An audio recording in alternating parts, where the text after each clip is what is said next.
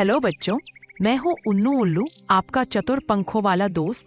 आशा करता हूँ कि आप सभी खुश, स्वस्थ और तंदुरुस्त होंगे। आज मैं आप सबके लिए एक नई कहानी लेकर आया हूँ, तो चलो फिर शुरू करते हैं। आज हम एक खरगोश और लोमड़ी की कहानी सुनेंगे और मेरे जंगल के बाकी सब दोस्तों के साथ हम ये कहानी सुनेंगे। जरा देखो तो मेरी लीला लोमड़ी दीदी कैसे सबसे आगे आकर बैठी है, जैसे अपनी तारीफ सुनने के लिए उत्साहित है। चतुर खरगोश और चालाक लोमड़ी। बहुत समय पहले की बात है, एक घना जंगल था जहाँ सारे जानवर बड़े मजे से रहते थे। लेकिन उस जंगल में एक चालाक लोमड़ी भी रहती थी जिसका नाम था लीला। लीला हमेशा दूसरों को धोखा देने में लगी रहती थी। लीला को लोगों को परेशान करने में बहुत आनंद आता था। सभी जानवर उससे डरते थे। उसी जंगल में एक चतुर खरगोश भी रहता था जिसका नाम था मोनू। मोनू थोड़ा छोटा जरूर था, लेकिन उसकी अक्ल बड़ी तेज थी। एक दिन पक्षियों की चहचहाहट और हल्की हवा की आवाज का मजा लेते हुए लीला मुस्कुराते हुए मन ही मन सोचती है, आज किसे मूर्ख बनाऊं। मुझे तो मजा ही तब आता है जब कोई मेरी चाल में फंस जाता है और परेशान होता है। तभी लीला ने मोनू खरगोश को देखा। मोनू अपने घर के बाहर आराम से गाजर खा रहा था। लीला उसके पास जाकर बहुत ही मीठी आवाज में बोलती है, अरे मोनू भैया, कैसे हो?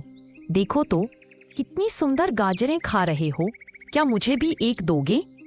मोनू लीला लोमड़ी को अचानक देखकर घबरा जाता है। फिर वो सावधानी से बोलता है, अरे लीला दीदी, आप यहाँ जरूर लीजिए। लीला ने गाजर ली और सोचने लगी कि इस छोटे से खरगोश को कैसे बेवकूफ बनाया जाए। तभी उसे एक चालाकी सूझी। लीला कुछ सोचकर बोलती है, मोनू भैया, जंगल के दूसरी तरफ एक बहुत बड़ा खेत है जहाँ मीठी मीठी गाजरें लगी हैं। चलो हम दोनों वहाँ चलते हैं, तुम्हें बहुत मजा आएगा। मोनू समझ गया इसमें लीला की कोई ना कोई चाल है, लेकिन उसने तय किया कि वो भी अपनी अकल लगाएगा।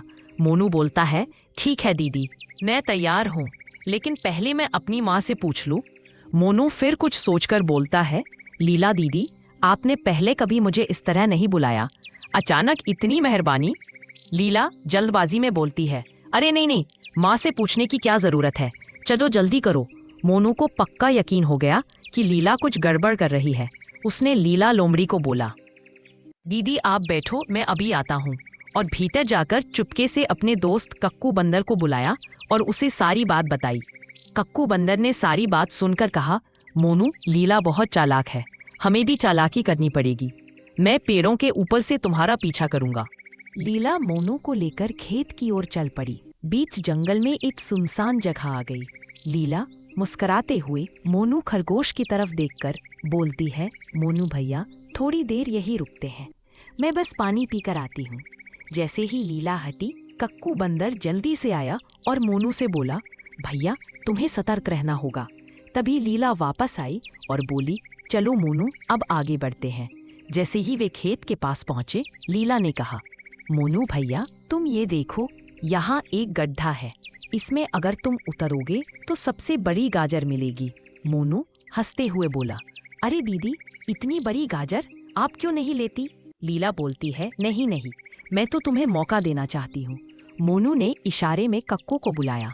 कक्कू ने जल्दी से एक रस्सी निकाली और गड्ढे के चारों ओर बांध दी। मोनू फिर बोला, ठीक है दीदी, मैं उतर रहा हूँ, लेकिन अगर कोई खतरा हुआ तो आप मुझे बचा लेना। जैसे ही मोनू गड्ढे में उतरा, लीला ने ऊपर से पत्थर डालने शुरू कर दी। लीला हंसते हुए बोली, अब खा लो अपनी गाजरें मोनू, तुम तो बड़े चतुर बनते थे ना।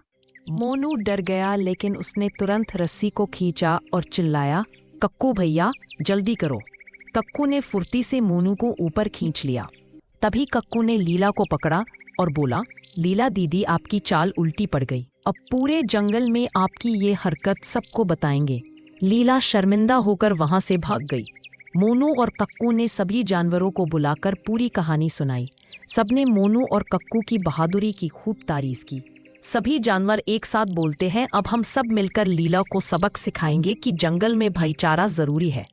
तो बच्चों, इस कहानी से हमें ये सीखने को मिलता है कि बुद्धि और सतर्कता से बड़ी चाल को भी नाकाम किया जा सकता है, और जो दूसरों को धोखा देता है उसकी चाल आखिरकार उसी पर उल्टी पड़ती है।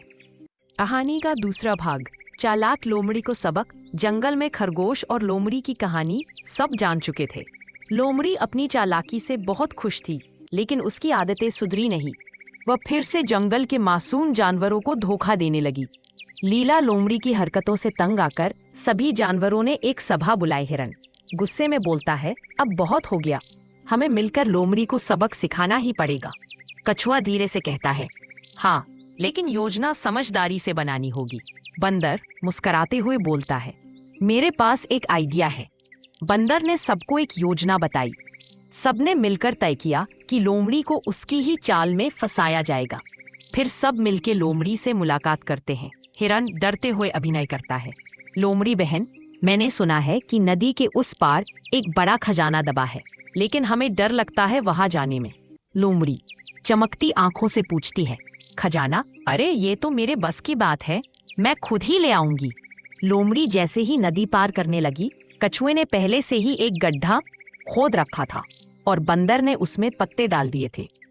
लोमड़ी उस गड्ढे में गिर पड़ी। लोमड़ी मदद के लिए चिल्लाते हुए, अरे बचाओ, ये क्या हो गया? बंदर हंसते हुए बोलता है, यही होता है दूसरों को बार बार धोखा देने का नतीजा। हिरण बोलता है, लोमड़ी बहन, अगर आप सबके साथ मिलजुल कर रहती तो कोई आपको नुकसान नहीं पहुंचाता। चालाकी हमेशा काम नहीं आती। लोमड़ी शर्मिंदा होकर बोली, मुझे अपनी गलती का एहसास हो गया है, अब मैं कभी किसी को धोखा नहीं दूंगी। जंगल में जैसे खुशी की लहर ही दौड़ गई हो। इसके बाद जंगल में सभी जानवर खुशी खुशी रहने लगे और लोमड़ी ने भी ईमानदारी से अपनी जिंदगी बिताई। नैतिक शिक्षा, किसी को बार बार धोखा देना अच्छा नहीं होता। मिलजुल कर रहना ही सबसे बड़ा बल होता है। अगर आपको ये वीडियो पसंद आया हो तो लाइक करें, सब्सक्राइब करें और बेल आइकन दबाएं ताकि अगली नई कहानियां आप तक सबसे पहले पहुंचे। अच्छा, तो अब मैं चलता हूँ। प्यारे बच्चों, अपना ख्याल रखना और खुश रहना। याद रखो, खुश रहना ही सब मर्जों की दवा है। हम फिर मिलेंगे एक नई कहानी के साथ। तब तक के लिए अलविदा।